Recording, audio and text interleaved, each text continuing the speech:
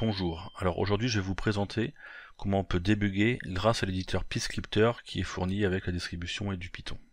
Prenons un premier exemple. On souhaite déterminer l'angle géométrique AOB, ici représenté en vert, où A et B sont deux points dans un repère orthonormé d'origine O. Grâce au produit scalaire et des formules mathématiques, on va pouvoir déterminer la longueur OA, la longueur OB, le cosinus de l'angle que je suis en train de chercher, que je vais appeler mu la valeur du cosinus, en faisant le produit scalaire en fait des vecteurs OA et OB divisé par la longueur OA fois la longueur OB. Le produit scalaire s'obtient en faisant XA fois YA plus XB fois YB dans notre situation. Une fois qu'on connaît le cosinus, on peut alors déterminer l'angle géométrique grâce à la fonction arc-cosinus. Programmons donc une fonction qui, connaissant les coordonnées des deux points A et B, détermine l'angle géométrique AOB. Je vais laisser afficher la formule pour qu'on l'ait sous les yeux. On définit une fonction qui va s'appeler angle. En paramètre d'entrée, on va avoir l'abscisse de A, l'ordonnée de A, l'abscisse de B et l'ordonnée de B. Je peux rajouter un docstring. En entrée, A a pour coordonnées XA, YA, et B a pour coordonnées XB, YB. En sortie, l'angle géométrique AOB, et nous on va le mettre en degrés, ce sera plus parlant. Alors pour mettre en degrés, on a justement une fonction qui s'appelle degrees, qui est dans le module math. Donc from math, import, on aura besoin donc de la fonction degrees, on a dit pour mettre en degrés, de la fonction arc cosinus, et puis de la fonction racine carrée. On peut déjà créer une première fonction qui calcule la longueur de l'origine à un point de coordonnées xy en renvoyant la racine de x au carré plus y au carré. Comme cette fonction fait une ligne, on peut d'ailleurs la mettre en une ligne si on a envie. Je vais alors utiliser cette fonction-là pour calculer la longueur OA et la longueur OB. Je vais alors calculer la quantité mu, donc ouvrez la parenthèse, xa fois x de b plus y de a fois y de b divisé par la longueur OA fois la longueur OB. Et ce que je vais faire, donc je vais renvoyer l'arc cosinus de la quantité mu. Testons ce programme. J'ai une première erreur, mais celle-ci n'est pas volontaire. Il me dit que l'argument YB est utilisé deux fois. En effet, au lieu de mettre YA ici, j'ai mis YB, donc XA, YA, XB, YB. Cette fois-ci, il apprécie plus. Si on prend l'exemple qui est à l'écran, on peut vérifier, par exemple, que si je prends A qui a pour coordonnées 3, 1 et B qui a pour coordonnées 1, 2, l'angle fait 0,78. En effet, l'angle obtenu est un angle en radian et on avait dit qu'on allait le transformer en degrés, donc c'est ce que je vais mettre ici. Donc si on recommence, le point 3, 1 et le point 1, 2, et on obtient bien un angle de 45 degrés. D'autres exemples qu'on peut tester rapidement à la main. Si je prends le point de coordonnées 3, 3 et le point de coordonnées 1, 0, on obtient encore un angle de 45 degrés. Si je prends 3, moins 3 et 1, 0, on obtient toujours 45 degrés. Bon, peut-être qu'on n'a que des angles de 45 degrés.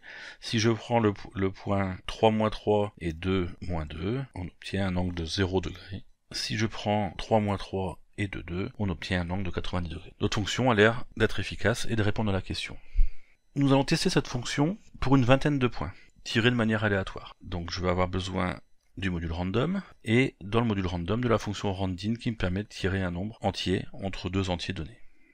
Donc qu'est-ce que je vais faire? Je vais répéter 20 fois par exemple. Je vais tirer une valeur que je vais appeler x1 entre moins 5 et 5, et je vais recommencer en tirant une valeur de y1 aussi entre moins 5 et 5, et je recommence la même chose avec un deuxième point. Donc j'obtiens un point de coordonnées x2, y2 avec l'abscisse et l'ordonnée qui sont entre moins 5 et 5. Pour ces deux points là, je vais calculer donc l'angle. Je lance le programme. Ça a l'air de marcher. Je relance à nouveau. Ah, math domaine erreur. Mais du coup, je ne sais pas d'où vient le problème. Alors, on va pouvoir mettre des prints, comme on a déjà vu, pour essayer de comprendre d'où vient le problème. Mais ce qui se passe, en fait, c'est que si je relance, peut-être que cette fois-ci, ah bah vous voyez, là, c'est une autre erreur, par exemple. Donc, a priori, j'ai un programme qui a l'air pas mal buggé. Et le problème, c'est que quand je lance, parfois ça marche pas pour une certaine raison, parfois ça marche pas pour une autre raison. Pour débugger ce code, ce que font 90% des programmeurs, c'est d'utiliser l'instruction print. Si on n'a aucune idée d'où vient le problème, il va falloir que j'affiche XA, combien fait YA, combien fait XB, combien fait YB, combien c'est OA, combien fait OB, combien fait mu par exemple. Puis je vais pouvoir lire toutes mes variables, je vais lancer mon programme, et j'espère que ça ne va pas marcher. Alors là pour le coup ça a marché, donc j'ai eu tous mes exemples qui ont marché, je vais devoir le relancer. Ah là ça n'a pas marché sur cet exemple là. Et donc là, je vais pouvoir essayer de comprendre d'où vient le problème. Le problème, c'est que peut-être que cette erreur-là se produit une fois sur 1000 ou une fois sur 10 000, et j'ai des risques en relançant le programme de ne pas réussir à refabriquer le bug. Alors il y a une autre solution, beaucoup plus propre. On peut utiliser ce qu'on appelle l'analyse rétrospective. Vous voyez ici, j'ai une division par 0. Erreur à cette ligne-là. Division par 0, la division est là, on se doute bien qu'il doit y avoir un problème avec OA et OB. Donc encore une fois, ici j'ai accès aux variables x1, si je veux les retrouver, les arguments qui ont fait échouer la fonction. Mais il y a plus simple, il y a l'analyse rétrospective, grâce à ce bouton-là.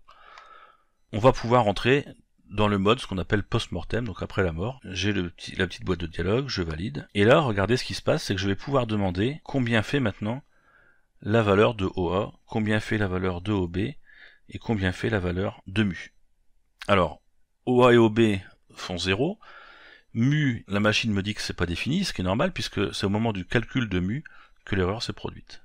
Mais maintenant, vous pouvez aussi demander combien font XA et YA par exemple.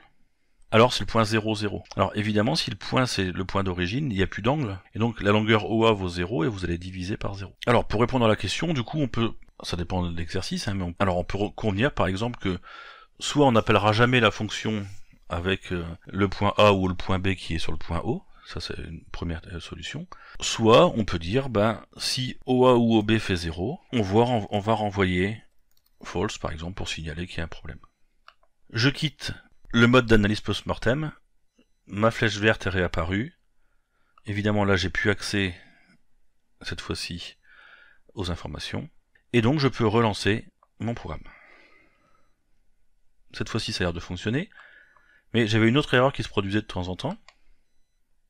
On va essayer de la revoir.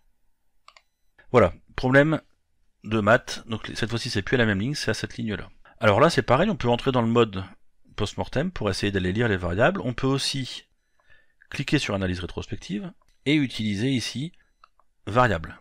L'intérêt, c'est que cette fois-ci, en fait, j'ai pas à taper les valeurs, elles sont toutes ici. Les variables qui sont locales, ça c'est mes 4 arguments, la valeur de OA, la valeur de OB, la valeur de mu et la fonction longueur. Donc qu'est-ce qui se passe ici? Le point A a pour coordonnées -2, -5, le point B a pour coordonnées -2, -5, donc le point A est sur le point B, donc l'angle doit avoir une valeur de 0 et donc le cosinus une valeur de 1. Et pourtant je m'aperçois que mu vaut 1,000002 à cause des erreurs d'arrondi, parce que d'un point de vue théorique, en effet, ça marche, on peut faire le calcul ensemble. OA, ça fait racine de 2 au carré, 4 plus 5 au carré, 25, ce qui fait 29. OB fait aussi racine de 29. Et maintenant, si je fais XA fois XB, ça fait -2 fois -2, 4, plus 5, -5 fois -5, 25, ça fait 29 sur racine de 29 fois racine de 29, ce qui fait 29 sur 29, ce qui fait 1. Mais à cause des erreurs de représentation des nombres, la valeur de mu vaut 1,00002. Donc au final, Python cherche à calculer quel est l'angle dont le cosinus fait 1,00002, ce qui n'existe pas, et donc une erreur est déclenchée. Si on veut résoudre ce problème-là, on peut s'en sortir comme ça. On peut dire par exemple que si mu est plus grand que 1, alors mu vaut 1. Si mu est plus petit que -1, on risque d'avoir le même problème, alors mu vaut -1. On peut alors quitter le mode post-mortem. Cette fois-ci, vous voyez que les variables locales ont disparu. Et je vais pouvoir relancer mon programme, qui cette fois-ci ne doit plus être buggé. Prenons un deuxième exemple. On souhaite remplir un tableau avec les valeurs 1, 1,1, 1,2, 1,3 avec un pas donc de 0, 1 en allant de 1 à 2. Le programme que je vais vous montrer est volontairement assez maladroit, il va utiliser plein de variables, l'objectif étant juste de vous présenter ce que l'on appelle les points d'arrêt. Donc j'ai une variable qui s'appelle valeur et qui vaut 1, ce qui est la valeur de départ. J'ai une autre variable qui s'appelle pas, qui est la valeur de laquelle on va incrémenter à chaque fois, donc ici ça va être 0,1. J'ai une autre variable qui s'appelle encore, qui vaut vrai, qui va m'indiquer si je continue de mettre des valeurs dans le tableau T justement, Et au début, le tableau T, il n'y a que la valeur dedans. Qu'est-ce que je fais? Tant que encore vaut vrai, je veux augmenter la variable valeur de pas. Je vais ajouter cette nouvelle valeur au tableau. Et là, je vais indiquer quand est-ce qu'il doit s'arrêter. Donc si valeur vaut la valeur d'arrêt, donc ici c'est 2, je vais passer la variable encore à faux. Et à la sortie, j'afficherai le tableau T. Alors, qu'est-ce qui se passe si je lance le programme? Ben, il ne se passe rien. Il ne se passe rien, pourtant le programme n'est pas fini parce qu'on voit que la flèche verte n'est pas revenue à elle-même. Rien n'est affiché dans la console. Et là, a priori, on est dans une boucle infinie, puisque c'est la seule boucle qui est dans mon programme. Et donc, l'ordinateur ne s'arrête pas. Alors, si vous avez de la chance, vous pourrez appuyer sur le carré pour arrêter. Là, ça ne marche pas. Si vous avez moins de chance, vous pouvez faire la touche CTRL F2 et forcer l'arrêt. Si vous n'avez pas de chance du tout, même ça ne marchera pas, il faudra redémarrer du Python. Alors, il faut que je comprenne d'où vient cette erreur. Alors, il y a une solution, c'est d'utiliser le mode pas à pas, que je lance ici. Là, pour l'instant, la flèche bleue m'indique la ligne à laquelle je suis. Attention, la ligne à laquelle je suis n'est pas encore exécutée. Par exemple, si ici je lui demande combien vaut valeur, il ne connaît pas encore. Et donc, on passe à la ligne d'après en appuyant sur cette touche-là. Donc là, je suis à la ligne 2. Si je lui demande combien fait valeur, cette fois-ci, valeur vaut 1. Et, si vous avez compris, pas n'existe pas encore. Je continue d'exécuter mon programme pas à pas.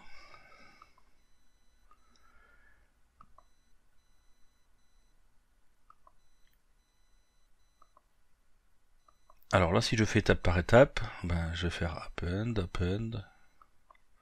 mais je vois pas très bien ce qui se passe. Alors évidemment, je peux surveiller T et voir que pour l'instant, il vaut 1, 1,1, 1,2, mais pas vraiment 1,2, et justement, ça veut peut-être donner un début d'explication à pourquoi on s'arrête pas pour 2. Alors, une autre solution que de surveiller comme ça et de taper à chaque fois, c'est d'utiliser la fenêtre variable qu'on a déjà vue. Donc ici, c'est plutôt des variables globales, puisque je suis pas dans une fonction, mais si j'étais dans une fonction, je les verrai apparaître. Et ici, par exemple, vous allez voir vos variables, la variable t, par exemple, qui est ici. Et si vous continuez d'exécuter, vous allez voir les valeurs qui vont se mettre à jour, et vous voyez qu'à chaque fois qu'une valeur est mise à jour, elle apparaît en rouge.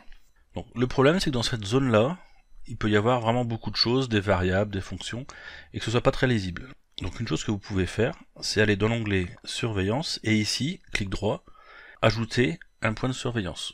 Donc là, il nous demande d'entrer l'expression à surveiller. Donc par exemple, moi je vais surveiller t, et je vais surveiller par exemple valeur. Et donc vous pouvez continuer de faire le mode pas à pas, et de voir au fur et à mesure les valeurs qui vont changer. D'ailleurs, vous pouvez aussi lui demander de surveiller une expression qui n'est pas dedans. Par exemple, je peux lui demander de surveiller, bon ici il n'y a aucun intérêt, 10 fois valeur plus 4 fois pas. Et dans ce cas-là, les calculs vont se mettre à jour au fur et à mesure de la même manière. Donc voilà une technique qui utilise le mode pas à pas. Alors, cette technique-là, vous voyez bien que si c'est la 100e valeur que ça commence à poser des problèmes, ça risque d'être un peu compliqué quand même d'appuyer 100 fois, ligne par ligne, pour passer d'une ligne à une ligne. Donc il y a quelque chose d'un petit peu plus rapide, c'est d'utiliser le curseur, et ici on peut faire exécuter jusqu'au curseur. Donc si on fait ça, donc je vais redémarrer pour qu'on voie un petit peu ce qui se passe mieux. Donc je relance le mode pas à pas, et ce que j'expliquais, donc je reviens sur les surveillances, c'est que ça va être un petit peu long d'attendre à chaque fois comme ça, étape par étape. Donc une autre technique un petit peu plus rapide, au lieu d'utiliser le mode pas à pas, c'est d'aller un petit peu plus vite et de placer son curseur, par exemple ici sur le append, et d'utiliser le bouton avancer jusqu'au curseur. Donc attention, on va avancer jusqu'au curseur, donc on ne va pas exécuter la ligne t.append pour l'instant. Donc j'appuie une première fois, j'arrive devant la ligne, mais la ligne n'est pas exécutée, donc t n'a pas bougé. Je rappuie une deuxième fois, le programme va continuer jusqu'à revenir au curseur. Donc il va faire append, il va regarder si valeur fait 2, il va refaire un tour, et valeur va augmenter.